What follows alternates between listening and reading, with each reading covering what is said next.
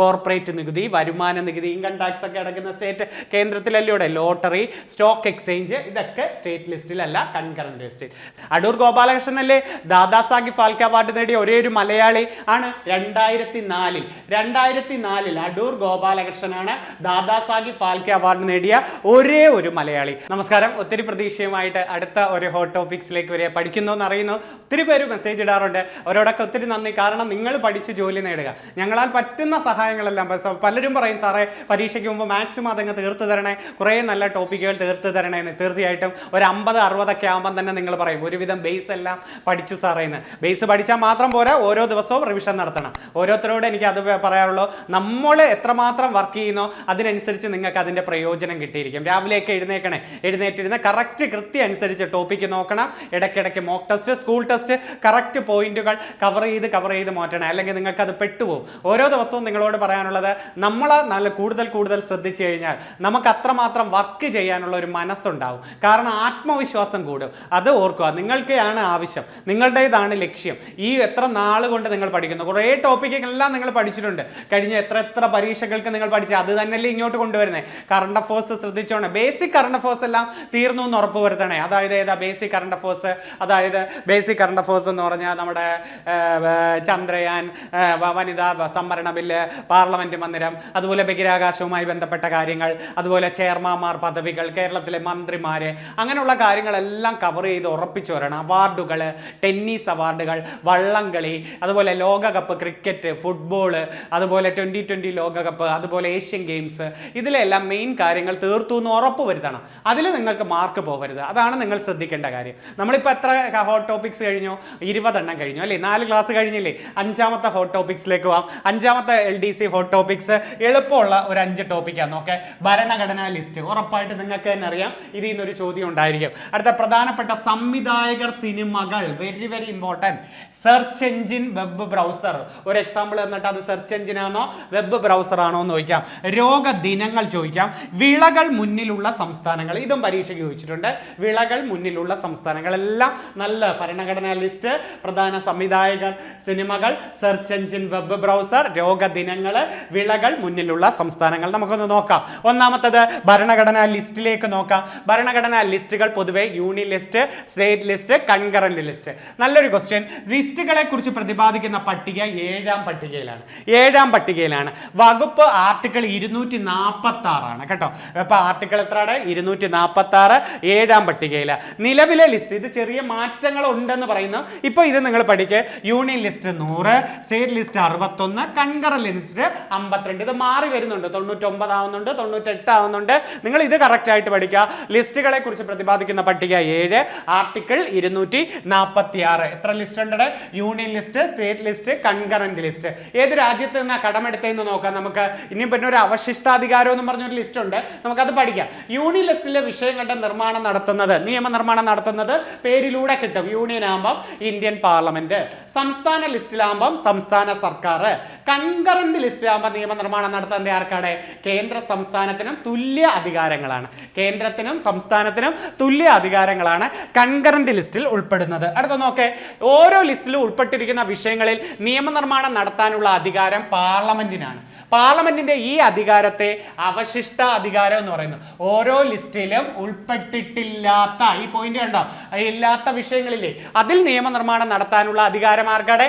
അത് പാർലമെന്റിനാണ്. നിയമനിർമ്മാണം നടത്താൻ പാർലമെന്റിന്റെ ഈ അധികാരത്തെ അവശിഷ്ട അധികാരം എന്ന് വിളിക്കുന്നു. അവശിഷ്ട അധികാരത്തെ കുറിച്ച് പ്രതിപാദിക്കുന്ന ആർട്ടിക്കിൾ 248. വെരി ഇമ്പോർട്ടന്റ് കൊടുത്ത LDCക്കാരെ, വെരി ഇമ്പോർട്ടന്റ്. അവശിഷ്ട അധികാരത്തെ കുറിച്ച് നേരത്തെ നമ്മളെ ലിസ്റ്റുകളെ കുറിച്ച് പ്രതിപാദിക്കുന്നത് 246 എന്ന് പഠിച്ചില്ലായിരുന്നോ? ലിസ്റ്റുകളെ കുറിച്ച് പ്രതിപാദിക്കുന്ന ആർട്ടിക്കിൾ 246. അപ്പൊ 248 അതാണ് ഈ 3 എണ്ണത്തിലും വരാത്തതിനെ കുറിച്ചുള്ളത്. അതേതാ? അവശിഷ്ട അധികാരം. അതിനെക്കുറിച്ച് പ്രതിപാദിക്കുന്ന എത്ര? 248. ഉറപ്പായിട്ട് പഠിച്ചു വെക്കണേ. പിന്നെ സൈബർ നിയമങ്ങൾ ഉൾപ്പെടുന്നതാണ് അവശിഷ്ട അധികാരം. ഏറ്റവും കൂടുതൽ എക്സാമ്പിൾ ആയിട്ട് ചോദിക്കുന്ന ഏതാ? സൈബർ നിയമങ്ങൾ ഏത് അധികാരത്തിൽ പെടുന്നു? ഏതാ? യൂണിയൻ പറയരുത്, സ്റ്റേറ്റ് പറയരുത്, കൺകറന്റ് ലിസ്റ്റും പറയരുത്. സൈബർ നിയമങ്ങൾ ഏതിലേ വരാവോടെ? അവശിഷ്ട അധികാരത്തിലേ പറയാവൂ. ആർട്ടിക്കിൾ എത്രയാണ്? 248 ആണ്. അടുത്ത നല്ലൊരു പോയിന്റ് ഒക്കെ, പ്രധാനപ്പെട്ട ഏറ്റവും കൂടുതൽ ചോദിക്കുന്ന യൂണിയൻ ലിസ്റ്റ്. നിങ്ങൾക്ക് ഉറപ്പായിട്ട് കൺകറന്റ് ലിസ്റ്റ് തന്നെ ആയിരിക്കും വരുന്നത്. എന്നാൽ ഇത് ഇത്രയും പഠിച്ചേരെ. സെൻസസ് അത് ഏതൊരാൾക്കും അറിയാം. സെൻസസ് എടുക്കേണ്ടത് യൂണിയൻ ലിസ്റ്റിലാണ്. തിരുവിതാംകൂറിൽ ആദ്യ സെൻസസ് എടുത്തത് സ്വാതി തിരുനാൾ. ഇന്ത്യയിൽ ആദ്യ സെൻസസ് എടുത്തത് ആരാ? മേയോ പ്രഭു അല്ലെ. ഔദ്യോഗിക സെൻസസ് എടുത്തത് 1881. ഇന്ത്യയിലെ ആദ്യത്തെ ഔദ്യോഗിക സെൻസസ് എടുത്തത് 1881 റിപ്പൺ പ്രഭു ആണ് അല്ലെ. ഔദ്യോഗിക സെൻസസ്. സ്വതന്ത്ര ഇന്ത്യയിലെ ആദ്യ സെൻസസ് എടുത്തത് 1951. എത്ര വർഷം കൂടുമ്പോഴാണ് സെൻസസ് എടുക്കുന്നത്? 10 വർഷം കൂടുമ്പോഴാണ്. ലോകത്ത് ആദ്യമായി സെൻസസ് എടുത്ത രാജ്യം ഏതാ?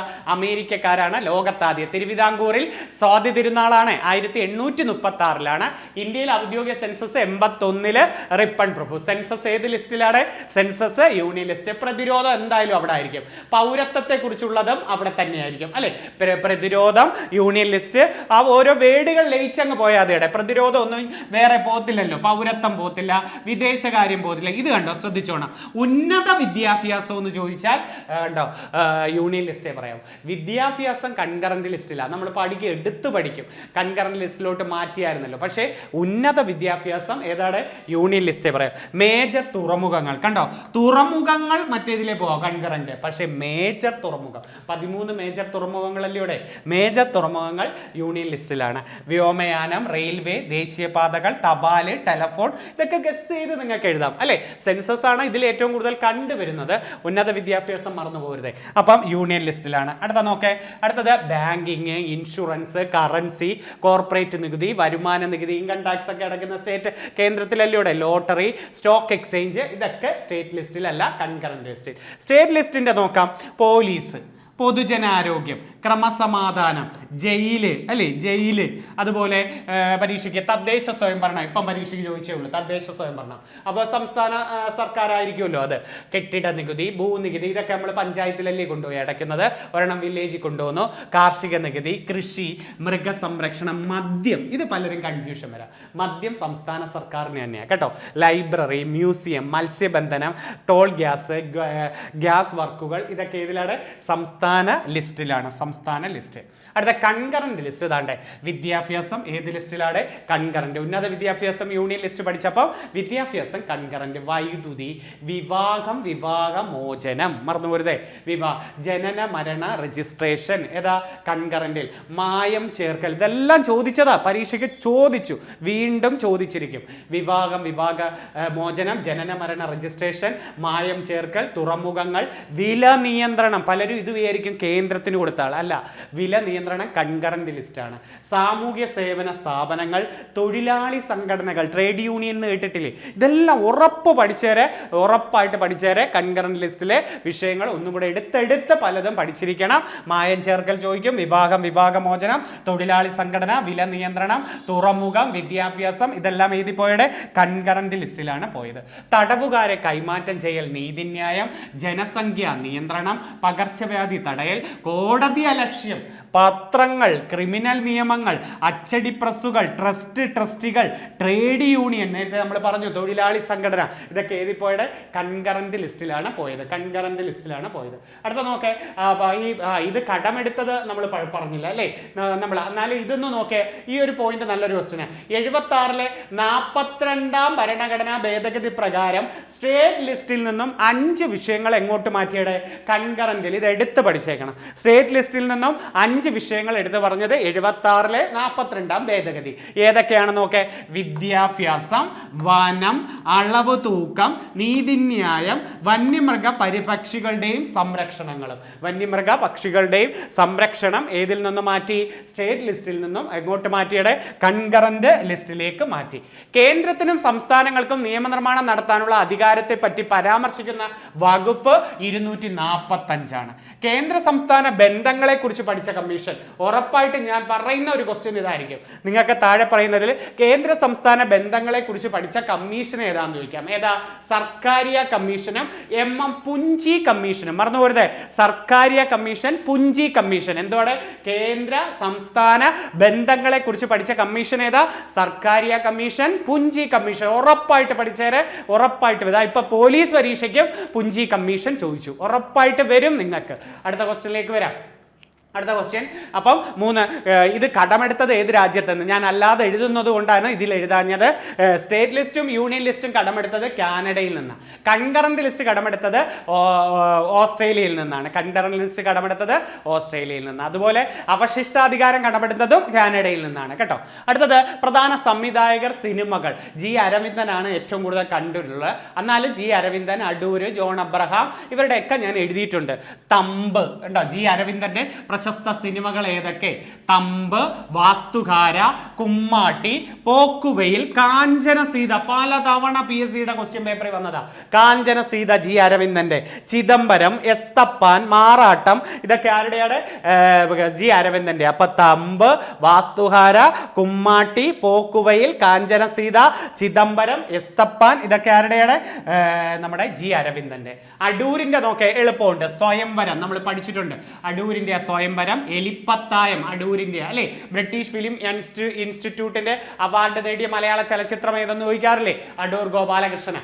മതിലുകൾ, 4 പെണ്ണുങ്ങൾ, വിധേയൻ, കൊടിയേറ്റം അല്ലെ. ഗോപിക്ക് ദേശീയ അവാർഡ് കിട്ടിയ സിനിമയിലെ കൊടിയേറ്റം, മൺമൂട്ടിക്ക് ദേശീയ അവാർഡ് കിട്ടിയ സിനിമയിലെ വിധേയൻ, കഥാപുരുഷനാണ് മുഖാമുഖം, നിഴൽക്കൂത്ത് ഇതൊക്കെ ആരുടെയാണ്?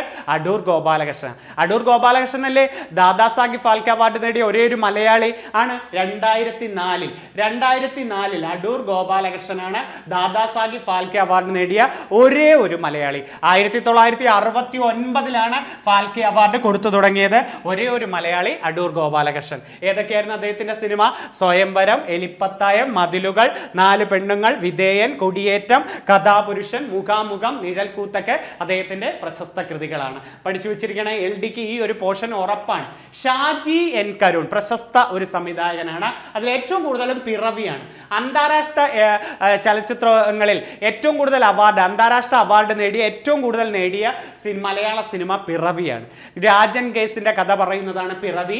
ഷാജി എൻ കരുണാണ് കേട്ടോ. ഈ പിറവിയിലെ അഭിനയത്തിന് പ്രേംജി അഥവാ MB ഭട്ടത്തിരിപ്പാടിന് ദേശീയ അവാർഡ് വരെ കിട്ടി. അപ്പൊ ദേശീയ അവാർഡ് നേടിയ മലയാള നടനാണ് പ്രേംജി അഥവാ MB ഭട്ടത്തിരിപ്പാട്. അദ്ദേഹത്തിന്റെ സിനിമ ഏതാ? പിറവി. പിറവിയുടെ സംവിധായകൻ ആരാണ്? ഷാജി എൻ കരുൺ. പിന്നെ കണ്ടോ വാനപ്രസ്ഥം അദ്ദേഹത്തിന്റെയാ, കുട്ടിസ്രാങ്ക് അദ്ദേഹത്തിന്റെ. അപ്പൊ ഷാജി എൻ കരുണിന്റെ ഏറ്റവും പ്രശസ്ത കൃതികൾ പിറവി, വാനപ്രസ്ഥം, കുട്ടിസ്രാങ്ക്. അടുത്ത ജയരാജിന്റെ പ്രശസ്ത സിനിമ ശാന്തം, കളിയാട്ടം, ദേശാടനം, കരുണം, മകൾക്ക് അല്ലെ. കരുണം, മകൾക്ക് എല്ലാം നല്ല സിനിമകളാണ്. ജയരാജന്റെ പ്രശസ്ത സിനിമകൾ ഓർത്തു വെച്ചിരിക്കുക. അടുത്തത് എഴുതിയിട്ടുണ്ട് TV ചന്ദ്രൻ. കഴിഞ്ഞ പ്രാവശ്യത്തെ ലാസ്റ്റ് നിൽക്കുന്ന നമ്മുടെ മലയാള സിനിമയുടെ അവാർഡ് ഏതാ? ലാസ്റ്റ് നിൽക്കുന്ന മലയാള സിനിമയ്ക്ക് JC ഡാനിയൽ അവാർഡ്. ഏറ്റവും വലിയ അവാർഡ് JC ഡാനിയൽ അവാർഡ് അവസാനം കൊടുത്തു നിർത്തിയിരിക്കുന്നത് TV ചന്ദ്രനാണ് കേട്ടോ. TV ചന്ദ്രൻ അദ്ദേഹത്തിന്റെ സിനിമ ഉണ്ടോ? പാടമൊന്നൊരു വിലാപം. മീര ജാസ്മിന് ദേശീയ അവാർഡ് കിട്ടിയ സിനിമ ഇതല്ലേ? പാടമൊന്നൊരു വിലാപം. പൊന്തൽമാട മമ്മൂട്ടിക്ക് ദേശീയ അവാർഡ് കിട്ടിയില്ലേ? പിന്നെ സൂസന്ന, ഡാനി, ഭൂമിയുടെ അവകാശികൾ, ആലീസിന്റെ അന്വേഷണം ഇതൊക്കെ പ്രശസ്ത സിനിമകളാണ്. ചിലവർക്ക് ഇപ്പം നിങ്ങളൊക്കെ പഠിക്കുമ്പോൾ ഇതൊക്കെ കേട്ടിട്ടില്ലല്ലോ, പഠിച്ചേരെ. ഭൂമിയുടെ അവകാശികൾ, ആലീസിന്റെ അന്വേഷണം, ഡാനി, സൂസന്ന, പൊന്തൽമാട, പാടമൊന്നൊരു വിലാപം ഇതൊക്കെ ആരുടെയാണ്? ഇതൊക്കെ ആരുടെയെന്ന് ചോദിച്ചാൽ നിങ്ങൾ പറയേണ്ടത് TV ചന്ദ്രന്റെയാണ്. അടുത്ത നല്ലൊരു പോയിന്റ് നോക്കാം. ജോൺ അബ്രഹാം മലയാളത്തിലെ ഒരു പ്രശസ്ത സംവിധായകനാണ്. അഗ്രഹാരത്തിലെ കഴുത. എനിക്ക് തോന്നുന്നു ഇതായിരിക്കും നിങ്ങൾക്ക് വരുന്നത്. അഗ്രഹാരത്തിലെ കഴുത എന്ന പ്രശസ്ത സിനിമ ജോൺ അബ്രഹാം. ആ അഗ്രഹാരത്തിലെ കഴുത, അമ്മേ അറിയാൻ, വിദ്യാർത്ഥികളെ ഇതിലെ, ചെറിയാച്ചന്റെ ക്രൂരകൃത്യങ്ങൾ. അപ്പൊ അഗ്രഹാരത്തിലെ കഴുത, അമ്മേ അറിയാൻ, വിദ്യാർത്ഥികളെ ഇതിലെ, ചെറിയാച്ചന്റെ ക്രൂരകൃത്യങ്ങൾ ആരുടെയാ? ജോൺ അബ്രഹാമിന്റെ ആയിരുന്നു. അടുത്ത രാജീവ് അഞ്ചലിന്റെയാണ് ഗുരു. നമുക്കറിയാം ഗുരു ഓസ്കാർ നോമിനേഷൻ ആദ്യമായിട്ട് പോകുന്നത് ഗുരുവാണ്. ഗുരു സംവിധാനം ചെയ്തത് രാജീവ് അഞ്ചൽ. സലീം അഹമ്മദിന്റെ പ്രശസ്ത കൃതിയാണ് സിനിമ ആദാമിന്റെ മകൻ. ഇത് ഓസ്കാർ നോമിനേഷൻ പോയി കേട്ടോ. നമ്മുടെ സലീം കുമാറിന് ദേശീയ അവാർഡ് കിട്ടുന്ന സിനിമയും ആദാമിന്റെ മകൻ അബു അല്ലേ. പിന്നെ കുഞ്ഞനന്ദന്റെ കട, പത്തേമാരി ഇതൊക്കെ ആരുടെയാണ്? പത്തേമാരി, കുഞ്ഞനന്ദന്റെ കട ഇതൊക്കെ സലീം അഹമ്മദിന്റെയാണ്. അടുത്ത നോക്കെ ഹരിഹരന്റെ പ്രശസ്ത സിനിമകളുണ്ടോ? ഒരു വടക്കൻ വീരകഥ, പഴശ്ശിരാജ, പരിണയം, നഖശതങ്ങൾ. ഒരു വടക്കൻ വീരകഥ, പഴശ്ശിരാജയൊക്കെ ഹരിഹരന്റെ ആയിരുന്നു. ഭരതന്റെയാണ് വെങ്കലം, അമരം, വൈശാലിയൊക്കെ. P പത്മരാജന്റെയാണ് പെരുവഴി അമ്പലം, തൂവാനത്തുമ്പികൾ, ഒരിടത്തൊരു ഫയൽമായ കേട്ടോ. പെരുവഴി അമ്പലം ഉറപ്പായിട്ട് വരാൻ പറ്റിയ ഒരു ക്വസ്റ്റ്യനാണ്. ഞാനൊക്കെ പഠിക്കുന്ന സമയത്ത് ചോദിച്ചിട്ടുണ്ട്. പെരുവഴി അമ്പലം P പത്മരാജന്റെയാണ്. തൂവാന തുമ്പികൾ, ഒരിടത്തൊരു ഫയൽമാൻ, ആരുടെയായിരുന്നത്? അത് പി പത്മരാജന്റെ. പലതവണ വായിക്കുക കേട്ടോ. സംവിധായകർ തീർച്ചയായിട്ടും മലയാളത്തിൽ നിന്ന് LDCയിൽ ചോദിക്കാൻ പറ്റിയ ഒരു പോർഷനാണ്. അടുത്തത് സെർച്ച് എഞ്ചിനും വെബ് ബ്രൗസർ. ഡീപ്പായിട്ട് ഞാൻ തന്നിട്ടില്ല, പക്ഷെ കൂടുതലും ചോദിച്ച ക്വസ്റ്റ്യൻ ടൈപ്പ് നോക്കിയിട്ടാണ് ഈ പേരുകളെങ്കിലും പഠിച്ചു വെക്കുക. പ്രധാന സെർച്ച് എഞ്ചിനുകൾ ഉദാഹരണം Google, Yahoo, AltaVista, Bing, AOL, Baidu, ഇതൊക്കെ കേട്ടോ. അപ്പം പ്രധാന സെർച്ച് എഞ്ചിനുകൾ പഠിച്ചേക്കണേ. ഗൂഗിള്, യാഹു, ആൾട്ടാവിസ്ത, ബിങ് ഇതൊക്കെ ചോദിച്ചിട്ടുണ്ട് സെർച്ച് എഞ്ചിൻ. അതുപോലെ അടുത്തേം കൂടെ അങ്ങ് പഠിച്ചേരെ. ലോകത്തിലെ ആദ്യത്തെ സെർച്ച് എഞ്ചിൻ ആർച്ചിയാണ്. ഇന്ത്യയിൽ വികസിപ്പിച്ചെടുത്ത സെർച്ച് എഞ്ചിന്റെ പേര് ഗുരുജി എന്നാണ്. അപ്പൊ ലോകത്തിലത് ആർച്ചി, ഇന്ത്യയിലേതാണ് ഗുരുജിയാണ്. പ്രധാന വെബ് ബ്രൗസർ. അപ്പൊ സെർച്ച് എഞ്ചിനും വെബ് ബ്രൗസറും താഴെ പറയുന്നത് അല്ലാത്തത് ഏതെന്ന് ചോദിക്കും. അതുകൊണ്ട് ആദ്യമായിട്ടൊക്കെ പഠിക്കുന്നവര് ഇതങ്ങ് പഠിച്ചേരെ. താഴെ പറയുന്നതിൽ വെബ് ബ്രൗസർ അല്ലാത്തത് ഏത്. അതുകൊണ്ട് ഇത് ഇത്രയെങ്കിലും കാണാതെ പഠിച്ചേക്കണം. മോസില്ല ഫയർഫോഴ്സ്, ഗൂഗിൾ ക്രോം കണ്ടോ വെബ് ബ്രൗസറാണ്. Epic, Opera, Mozilla Firefox, Google Chrome, Epic, Opera ഇതൊക്കെ ഏതാണ്? ഇതൊക്കെ സീമങ്കി ചോദിച്ചതാ, ടോർച്ച് ഇതൊക്കെ വെബ് ബ്രൗസറാണ്. ലോകത്തിലെ ആദ്യത്തെ വെബ് ബ്രൗസർ എന്ന് പറയുന്നത് മൊസൈക്ക് ആണ്. മൊസൈക്ക് ഇന്ത്യ വികസിപ്പിച്ചെടുത്ത ആദ്യത്തെ വെബ് ബ്രൗസർ ഏതെന്ന് ചോദിച്ചാൽ എപ്പിക് ആണ് കേട്ടോ. ഇന്ത്യ വികസിപ്പിച്ചെടുത്തത് എപ്പിക്. ഏറ്റവും വേഗതയാർന്ന വെബ് ബ്രൗസർ സഫാരിയാണ്. ഏറ്റവും വേഗതയാർന്ന വെബ് ബ്രൗസർ ഏതാ? സഫാരി. അപ്പൊ ലോകത്തിലെ ആദ്യത്തത് മൊസൈക്ക്, ഇന്ത്യ വികസിപ്പിച്ചെടുത്ത വെബ് ബ്രൗസർ എപ്പിക്, ഏറ്റവും വേഗതയാർന്ന വെബ് ബ്രൗസറിന്റെ പേര് സഫാരി ആണ്. ഏറ്റവും വേഗതയാർന്ന വെബ് ബ്രൗസർ. മൈക്രോസോഫ്റ്റ് വികസിപ്പിച്ചെടുത്ത ഒരു വെബ് ബ്രൗസറാണ് എഡ്ജ് എന്ന് വിളിക്കുന്നത്. അപ്പോൾ ആ ഉദാഹരണങ്ങൾ നല്ലോണം പഠിക്കുക, ഈ ബേസ് ക്വസ്റ്റ്യനുകളും പഠിക്കുക. പിന്നെ അല്ലാതെ നല്ലോണം പഠിച്ചവർ ആ നോട്ട് നല്ലോണം പഠിക്കണേ. ഞാനിപ്പോൾ ഏറ്റവും പ്രധാന കണ്ടന്റ് മാത്രമേ പറഞ്ഞിട്ടുള്ളൂ കേട്ടോ.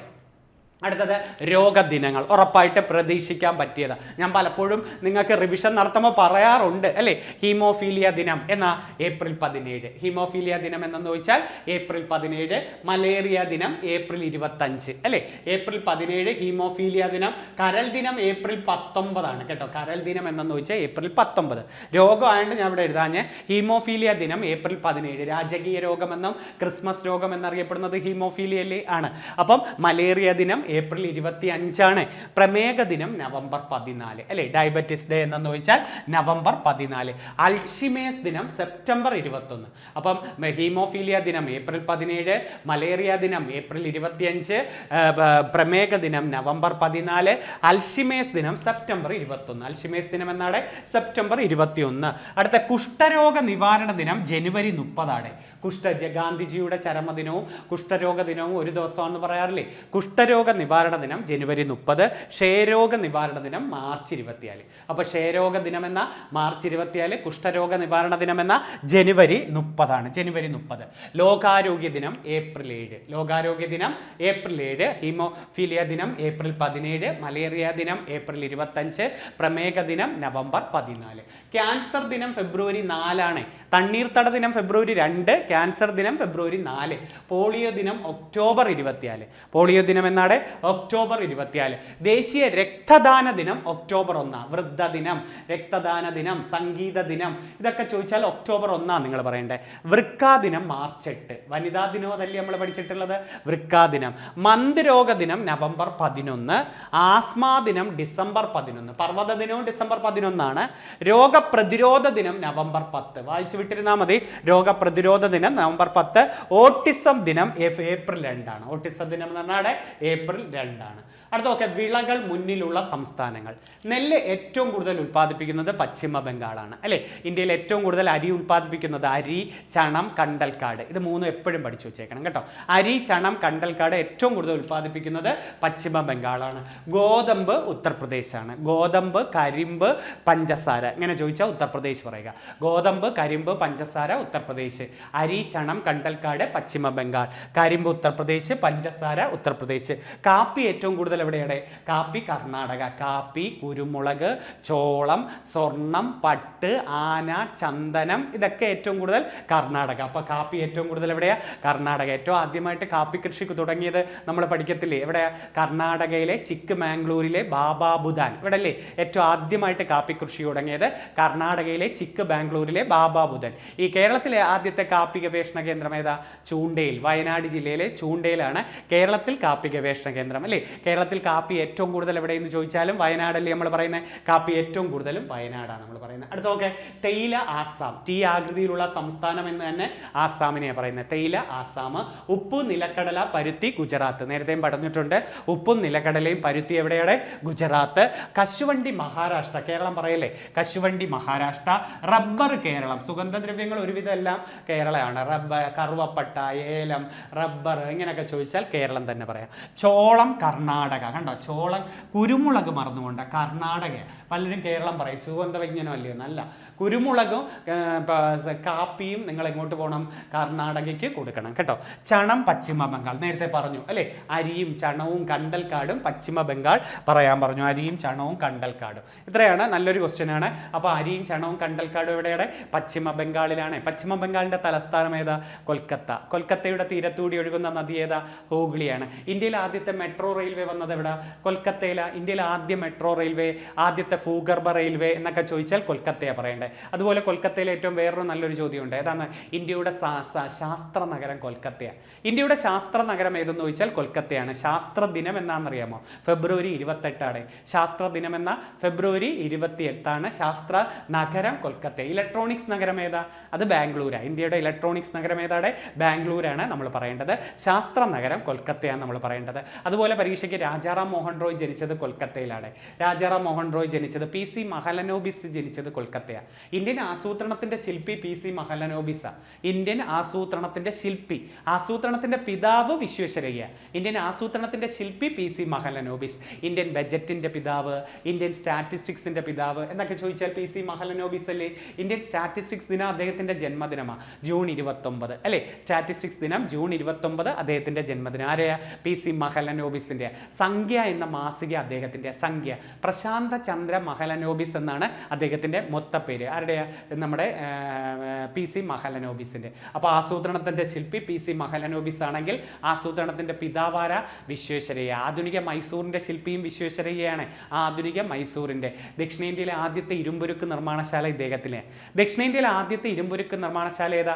Visvesvaraya iron and steel company അല്ലേ, ഭദ്രാവതി നദിയുടെ തീരത്ത്. അതൊന്ന് ഓർത്തു വെച്ചിരിക്കുക. അതുപോലെ ഈ വിശ്വേശ്വരയ്യയാണ് എഞ്ചിനീയറിംഗിന്റെ പിതാവ്. സെപ്റ്റംബർ 15 എഞ്ചിനീയേഴ്സ് ദിനം. സെപ്റ്റംബർ 15. സെപ്റ്റംബർ 5 അധ്യാപക ദിനം. ഒക്ടോബർ 5 ഏതാ? ഒക്ടോബർ 5 ലോക അധ്യാപക ദിനം. സെപ്റ്റംബർ 5 ഇന്ത്യൻ അധ്യാപക ദിനം. ഒക്ടോബർ 5 ലോക അധ്യാപക ദിനം. സെപ്റ്റംബർ 16 ഓസോൺ ദിനം പഠിച്ചു വെക്കണം കേട്ടോ. സെപ്റ്റംബർ 16 ഓസോൺ ദിനമാണ്. സെപ്റ്റംബർ. അൽഷിമേഴ്സ് ദിനം സെപ്റ്റംബർ 21. അൽഷിമേഴ്സ് ദിനം എന്ന സെപ്റ്റംബർ 21. ക്യാൻസർ ദിനം എന്ന ഫെബ്രുവരി 4 ക്യാൻസർ ദിനം. തണ്ണീർത്തട ദിനം എന്ന ഫെബ്രുവരി 2 തണ്ണീർത്തട ദിനം. ഏറ്റവും വലിയ ഈ റാംസാർ സൈറ്റ് ഏതാ? ഇന്ത്യയിലെ ഏറ്റവും വലിയ റാംസാർ സൈറ്റ് സുന്ദർബൻസ് ആണ്. ഇന്ത്യയിലെ ഏറ്റവും വലിയ റാംസാർ സൈറ്റ് സുന്ദർബൻ. ഇന്ത്യയിലെ ഏറ്റവും ചെറിയ റാംസാർ സൈറ്റ് രേണുക തടാകമാണ്. രേണുക തടാകമാണ് ഇന്ത്യയിലെ ഏറ്റവും ചെറിയ റാംസാർ സൈറ്റ്. ഹിമാചൽ പ്രദേശിലാണ് രേണുക തടാകം എന്ന് വിളിക്കുന്നത്. ഇന്ത്യയിലെ ആദ്യത്തെ ബയോസ്ഫിയർ റിസർവ് ഏതാ? ബയോസ്ഫിയർ റിസർവ് ഏതെന്ന് ചോദിച്ചാൽ നിങ്ങൾ പറയേണ്ടത് നീലഗിരിയാണ്. 1986 നീലഗിരി. പശ്ചിമഘട്ടവും പൂർവ്വഘട്ടവും സന്ധിക്കുന്നത് നീലഗിരിയിൽ വെച്ചല്ലേ ആണ്. നീലഗിരി, ഊട്ടിയൊക്കെ നീലഗിരി മലയിലാണ് നമ്മൾ പറയാറില്ലേ. നീലഗിരി മല. കൊടൈക്കനാൽ പളനി മലയിലാണ് നമ്മൾ പറയാറുണ്ട് അല്ലേ. പശ്ചിമഘട്ടവും പൂർവ്വഘട്ടവും സന്ധിക്കുന്നത് നീലഗിരിയിൽ വെച്ചാണ്. അതുപോലെ നീലഗിരിയിലെ ആദിവാസി വിഭാഗമാണ് തോടവർഗ്ഗക്കാർ. തോടവർഗ്ഗക്കാർ നീലഗിരിയിലാണ്. നമ്മുടെ പശ്ചിമഘട്ടം കേരളത്തിൽ സഖ്യപർവ്വതം എന്നാണ് അറിയപ്പെടുന്നത്. തമിഴ്നാട്ടിൽ നീലഗിരി എന്നറിയപ്പെടുന്നു. മഹാരാഷ്ട്രയിലും കർണാടകയിലും സഹ്യാദ്രി എന്നാണ് അറിയപ്പെടുന്നത്. മഹാരാഷ്ട്രയിലും കർണാടകയിലും സഹ്യാദ്രി എന്നും തമിഴ്നാട്ടിൽ നീലഗിരിയിൽ നിന്നും കേരളത്തിൽ ഏതാണ്? സഖ്യപർവ്വതം എന്നുമാണ് ഏതാ? പശ്ചിമഘട്ടം അറിയപ്പെടുന്നത്. അപ്പോൾ പശ്ചിമഘട്ടത്തെ കുറിച്ച് പഠിച്ച കമ്മിറ്റി മാധവ് ഗാഡ്ഗിൽ കമ്മിറ്റി അല്ലേ. പിന്നെ കസ്തൂരി രംഗൻ കമ്മിറ്റി വന്നു. പിന്നെ കേരളക്കാർ നിയമിച്ച ഉമ്മൻ കമ്മിറ്റി. ഇതൊക്കെ എന്തുമായി ബന്ധപ്പെടുന്നു? പശ്ചിമഘട്ടത്തിന്റെ പരിസ്ഥിതി ആഘാതത്തെക്കുറിച്ച് പഠിച്ചത്. നിശബ്ദ വസന്തം ആരുടെ കൃതിയാണ്? നിശബ്ദ വസന്തം DDTയുടെ മാരകമായ കുറിച്ച് പ്രതിപാദിക്കുന്നതാണ് അല്ലേ. അമേരിക്കയിൽ അതുമൂലം നിരോധിക്കുകയൊക്കെ ചെയ്തു. ആരാ നിശബ്ദ വസന്തം എഴുതിയത്? 1962 റേച്ചൽ കാർഡ്സൺ കേട്ടോ. റേച്ചൽ കാർഡ്സൺ ആണ് DDT അല്ല നമ്മുടെ നിശബ്ദ വസന്തം അഥവാ സൈലന്റ് സ്പ്രിങ് എന്ന കൃതി എഴുതിയത് റേച്ചൽ കാർഡ്സൺ. ഒറ്റ വൈക്കോൽ വിപ്ലവം ആരുടെ? ഒറ്റ വൈക്കോൽ വിപ്ലവം മസനോവ് ഫുക്കുവോക്ക. നർമ്മദാ ബച്ചോവൻ ആന്തോളൻ ആരുടെ? നർമ്മദാ ബച്ചോവൻ ആന്തോളൻ മേധാ പട്കർ. ബച്ചവൻ ബച്ചാവോ ആന്തോളൻ ആരുടെയാണ്? ബച്ചുബൻ ബച്ചാവോ ആന്തോളൻ കൈലാഷ് സത്യാർത്ഥി അല്ലേ. എന്നാണ് കൈലാഷ് സത്യാർത്ഥിക്ക് നോബൽ സമ്മാനം കിട്ടുന്നത്? 1914 ബാലവേലയുമായി ബന്ധപ്പെട്ടതല്ലേ അദ്ദേഹത്തിന്റെ സംഘടന ബച്ചുബൻ ബച്ചാവോ ആന്തോളൻ. ബാലവേലയെക്കുറിച്ച് പ്രതിപാദിക്കുന്ന ആർട്ടിക്കിൾ ഏതാ? ബാലവേലയാകുമ്പോൾ ആർട്ടിക്കിൾ 24. അടിമത്തം എത്ര? ആർട്ടിക്കിൾ 23. അടിമത്തം എത്രയുടെ? ആർട്ടിക്കിൾ 23 അടിമത്തം. ഭരണഘടനയുടെ സുവർണ ത്രികോണം എന്നറിയപ്പെടുന്ന 3 ആർട്ടിക്കിൾ ഏതൊക്കെയാണ്? സുവർണ ത്രികോണം ആർട്ടിക്കിൾ 14, 19, 21 അല്ലേ. 14 നിയമത്തിന് മുന്നിൽ എല്ലാവരും തുല്യരാണെന്ന് പറയുന്നതല്ലേ. 14 ജാതി, മതം, ലിംഗം എന്നിവയുടെ പേരിൽ വേർതിരിക്കരുത് എന്ന് പറയുന്നത് ആർട്ടിക്കിൾ 15 അല്ലേ. ഉദ്യോഗങ്ങളിൽ അവസര സമത്വമല്ലേ ആർട്ടിക്കിൾ 16. അയിത്തം തൊട്ടുകൂടായ്മയല്ലേ ആർട്ടിക്കിൾ 17 അല്ലേ. മഹാത്മാഗാന്ധി കീ ജയ് എന്ന് തുടങ്ങുന്നതും ആർട്ടിക്കിൾ 17 അല്ലേ. ബഹുമതികൾ നിർത്തലാക്കലല്ലേ ആർട്ടിക്കിൾ 18. 6 മൗലിക സ്വാതന്ത്ര്യങ്ങളെ കുറിച്ച് പറയുന്നതല്ലേ ആർട്ടിക്കിൾ 19. വിവരാവകാശവും ആർട്ടിക്കിൾ 19(1)(a)യിലാണ് കേട്ടോ. അഭിപ്രായ സ്വാതന്ത്ര്യം, വിവരാവകാശവും ഒക്കെ ആർട്ടിക്കിൾ 19(1)(a)യിലാണ്. വിവരാവകാശ നിയമം നിലവിൽ വന്നത് എന്നാണ്?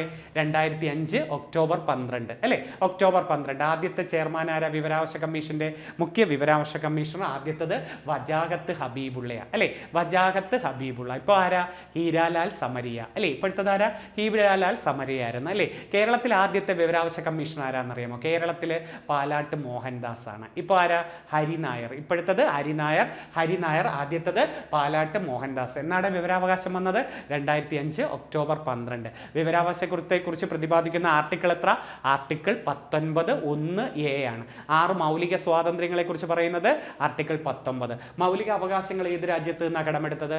മൗലിക അവകാശങ്ങൾ അമേരിക്കയിൽ നിന്നും മൗലിക കർത്തവ്യങ്ങൾ കടമെടുത്തത് റഷ്യയിൽ നിന്നാണ്. പഞ്ചവത്സര പദ്ധതി, വികേന്ദ്രീകൃത ആസൂത്രണം, മൗലിക കർത്തവ്യങ്ങൾ ഇതൊക്കെ കടമെടുത്തത് റഷ്യയിൽ നിന്ന്, സോവിയറ്റ് യൂണിയനിൽ നിന്നാണ് അല്ലേ. നിർദ്ദേശക തത്വങ്ങൾ കടമെടുത്തത് എവിടെ നിന്നാണ്? അയർലൻഡിൽ നിന്നാണ്. നിർദ്ദേശക തത്വങ്ങൾ കടമെടുത്തത് അയർലൻഡിൽ നിന്നാണ് അല്ലേ. ഭരണഘടനാ ഭേദഗതി കടമെടുത്തത് ദക്ഷിണാഫ്രിക്കയിൽ നിന്നാണ്. ഭരണഘടനാ ഭേദഗതി ദക്ഷിണാഫ്രിക്ക. ഫെഡറൽ രാഷ്ട്രം കടമെടുത്തത് എവിടെ നിന്നാണ്? ഫെഡറൽ കാനഡയിൽ നിന്നാണ്. റിപ്പബ്ലിക് കടമെടുത്തത് ഫ്രാൻസിൽ നിന്നാണ്. ജനാധിപത്യം, നമ്മുടെ സ്വാതന്ത്ര്യം, സമത്വം, സാഹോദര്യം, റിപ്പബ്ലിക് ഇതൊക്കെ കടമെടുത്തത് എവിടെ നിന്നാണ്? ഇതൊക്കെ കടമെടുത്തത് നമ്മുടെ ഫ്രാൻസിൽ നിന്നാണ്. മറന്നുപോരുത്. റിട്ടുകൾ കടമെടുത്തത് ബ്രിട്ടനിൽ നിന്നാണ്. ക്യാബിനറ്റ്, പാർലമെന്ററി സമ്പ്രദായം, റിട്ടുകൾ ഇതൊക്കെ കടമെടുത്തത് എവിടുന്ന? ബ്രിട്ടനിൽ നിന്നാണ്. ആമുഖം അമേരിക്കയിൽ നിന്നല്ലേ കടമെടുത്തത് ആണ്. മൗലിക അവകാശങ്ങൾ കടമെടുത്തത് അമേരിക്ക. ആ കടമെടുത്തൊക്കെ ഞാൻ ജസ്റ്റ് കൊണ്ടുവരാം. അടുത്തേക്ക് നല്ല കുറേ ഞാൻ അടുത്തത് ഒരു 10 എണ്ണം എഴുതി കൊണ്ടുവരാം. ഇപ്പോൾ നമ്മൾ എത്രയായി? 25 എണ്ണമായി അല്ലേ. അടുത്ത 10 എണ്ണം ആകുമ്പോൾ 35 ആവുമല്ലോ. ഒത്തിരി അങ്ങ് നേരത്തെ എന്നാൽ നിങ്ങൾക്ക് ടെൻഷൻ കുറയാലോ, റിവിഷൻ നടത്താലോ. ഓക്കെ, ഒത്തിരി സന്തോഷത്തോടെ നല്ലൊരു, എനിക്ക് വയ്യ, സുഖമില്ലാത്തതുകൊണ്ടാണ് ഞാൻ അധികം ഒരു മൂഡ് ഓഫായി നിൽക്കുന്നില്ലേ. അധികം വയ്യ, പനി മാറി വന്നില്ല, അതുകൊണ്ട് മാത്രം തൊണ്ട എടുക്കാനും വയ്യ. അതുകൊണ്ട് എന്നാലും പറ്റുന്ന കണക്ക് പറയുന്നത് നിങ്ങളൊന്ന് അഡ്ജസ്റ്റ് ചെയ്ത് കേൾക്കുക കേട്ടോ. ഒത്തിരി സന്തോഷത്തോടെ നല്ലൊരു ടോപ്പിക്കുമായിട്ട് ഇപ്പോൾ അങ്ങ് പഠിക്കണേ. എൻ്റെ ആവശ്യമല്ല, നിങ്ങളുടെ ആവശ്യമാണ്. പഠിച്ചേ പറ്റൂ. ജോലി കിട്ടുന്നത് വരെ ഇച്ചിരി ബുദ്ധിമുട്ട്, അത് കഴിഞ്ഞ് എന്തോ ആഘോഷിച്ചോ. ഒരു ലിസ്റ്റ് മാർക്ക് വരുന്നത് വരെ സന്തോഷത്തോടെ പഠിക്കുക. ഇച്ചിരി റിസ്ക് എടുത്ത് ബാക്കി പിന്നത്തെ കാര്യത്തിൽ പിന്നെ നിങ്ങൾക്ക് എൻജോയ് ചെയ്യാം. ഒത്തിരി സന്തോഷത്തോടെ നല്ലൊരു ടോപ്പിക്കുമായിട്ട് അടുത്ത ദിവസം തന്നെ കാണാം. നന്ദി, നമസ്കാരം.